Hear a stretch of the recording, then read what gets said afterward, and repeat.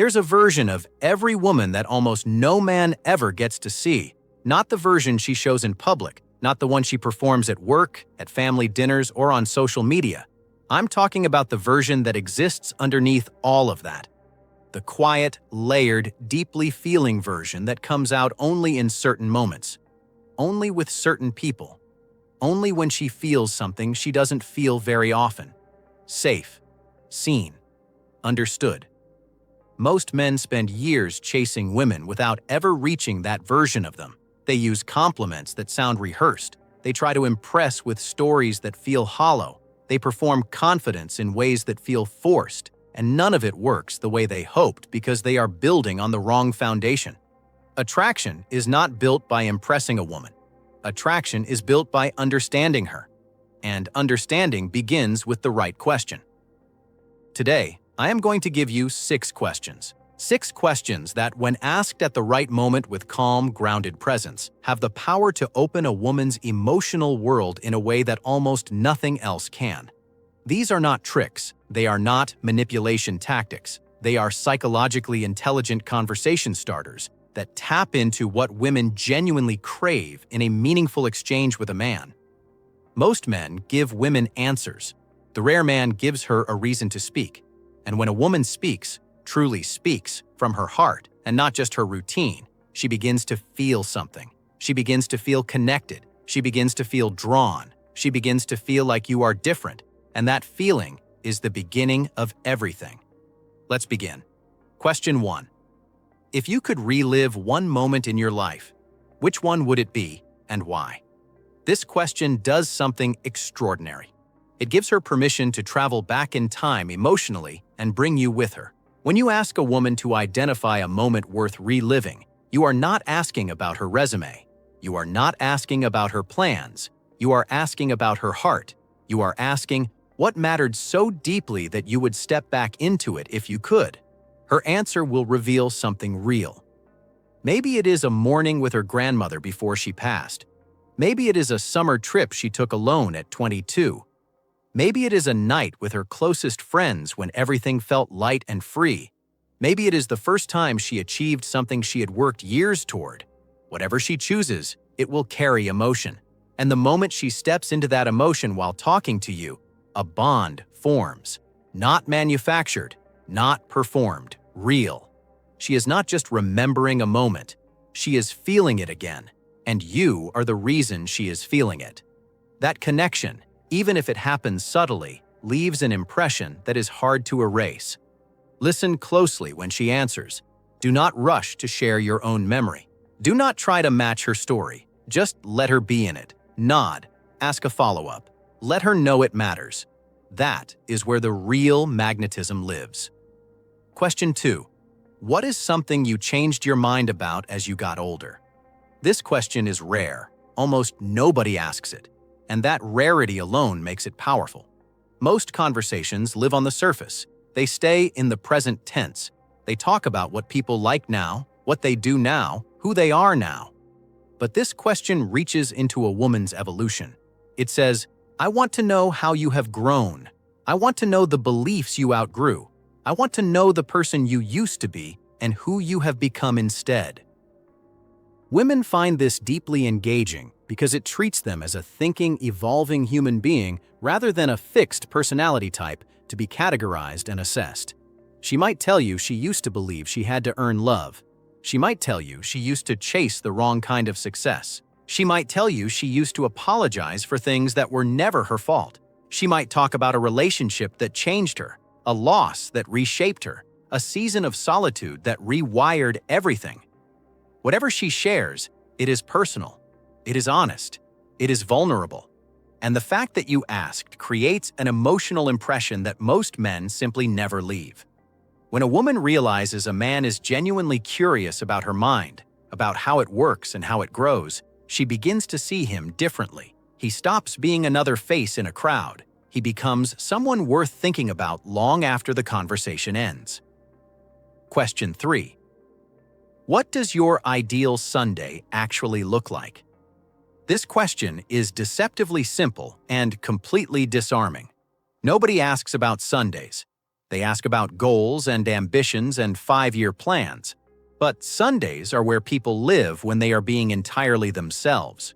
Sunday reveals the pace a woman craves, the solitude or connection she prefers, the things she does when nobody is watching and nothing is required of her.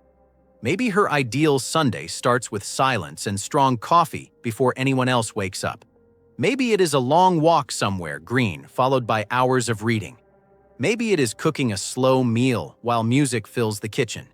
Maybe it is being surrounded by the people she loves most with no agenda and no clock. Her answer tells you what replenishes her, and replenishment is deeply personal. It is what a person returns to when they want to feel like themselves again. When you understand how a woman recharges, you understand her at a level most people never bother to reach. You understand what she is actually protecting when she says she needs space. You understand what she is offering when she invites you in.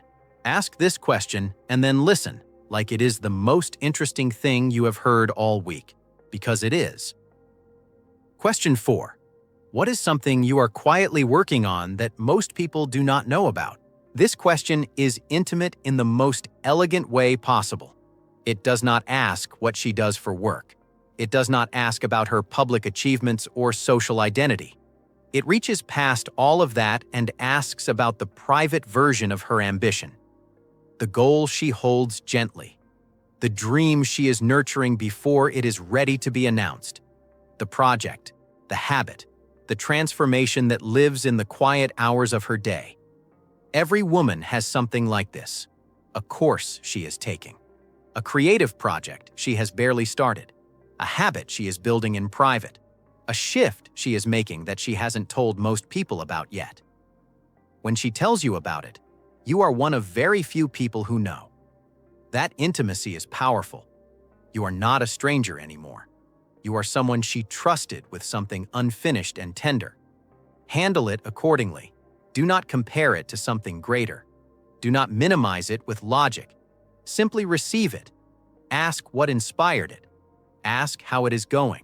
Let her feel that you find it fascinating because it is a window into her private world, and that window, when a man actually looks through it, changes how a woman sees him entirely. Question 5. When in your life have you felt most like yourself? This question goes somewhere most conversations never reach. It is not about happiness. It is not about success. It is about identity. It is about the version of herself she considers most authentic. And finding that place in her memory requires real reflection. Most women have never been asked this question in quite this way. She might describe a period of her life when she felt creatively free. She might describe a relationship that let her be exactly who she was without editing herself. She might describe a place, a city, a landscape where she finally breathed fully. She might describe a job, a community, a season of independence where she stopped performing for others and simply existed. Whatever she describes, it carries weight. Because she is telling you not just who she was in that moment, but who she wants to be again. She is telling you what she is looking for without ever saying the words. When you ask this question, you are doing something emotionally intelligent that very few men do. You are making her feel that who she truly is matters more to you than who she appears to be. And that realization that a man cares about her real self is one of the most attractive things a woman can experience. Question 6. What is something you wish more people understood about you? Save this one for the right moment. It is the deepest of all 6 and the most vulnerable. This question creates a space that is almost sacred. It says, I am ready to hear something real. I am not going to judge it. I am not going to use it. I am here, and I am curious about the truth of who you are beneath every assumption people have made about you. Every woman carries something she wishes people understood. Maybe it is that her strength is not the absence of pain, but the management of it. Maybe it is that her independence does not mean she does not need closeness. Maybe it is that she cares far more deeply than she allows herself to show. Maybe it is that the version of her people see publicly is only a fraction of who she actually is. When she answers this question, she is handing you something fragile, She is offering a truth that she usually protects. Receive it without reaction. Do not immediately share your own version. Do not immediately reassure or fix. Simply acknowledge. Let it land. Say something simple and honest like, "That makes sense to me," or "I appreciate you telling me that." In that moment, you will have done something most men spend years failing to do. You will have made her feel genuinely understood. And once a woman feels genuinely understood by a man, she does not forget him. She cannot forget him. The emotional memory stays. Here is what ties all 6 of these questions together.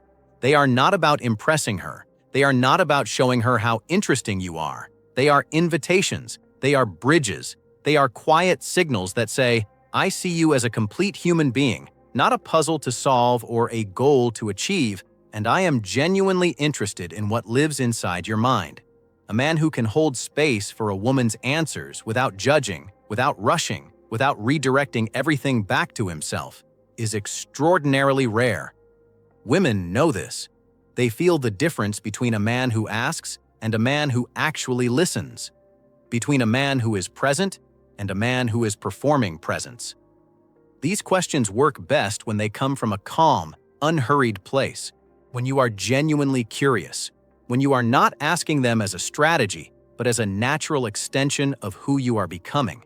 A man who is curious about people, a man who values depth over surface, a man who is comfortable in silence and unafraid of the real. That is the foundation. The questions are just the door. You are what waits on the other side. Use them. Watch what opens. And remember that the most attractive thing you can offer any woman is not your appearance or your status or your wit. It is the feeling that being around you is different, that she can breathe, that she can be real, that she does not have to perform or protect herself or pretend. Give her that feeling consistently, and she will not be able to stop thinking about you.